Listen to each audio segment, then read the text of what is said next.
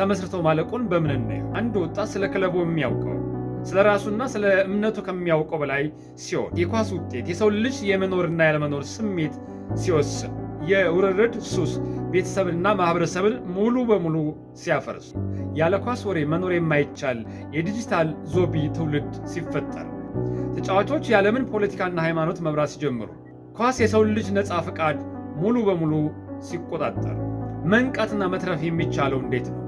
ከሱስ መውጣት፣ ንቃት እና ወደ ተፈጥሯዊ መንፈሳዊነት መመለስ። ማስረጃ በተግባር የኳስ ሜዳ ጂኦሜትሪ ኃይል መሰብሰቢያ መሆን። ተጫዋቾች ከመሞታቸው ወይም ከመጎዳታቸው በፊት የሚታዩ መስዋዕታዊ ምልክቶች፣ የዓለም ዋንጫ የመክፈቻ ስነ ስርዓቶች ወይም የባቢሎን ግንብና የመሰል ምልክቶች፣ ትርኢቶች፣ ኳስን በማየት የሚፈጠሩ የጅምላ እብደቶች፣ የውርርድ ኩባንያዎች በሰከንድ ውስጥ በሚሊዮኖች የሚቆጠሩ ዶላር ከደጋፊዎች መዝረፋቸው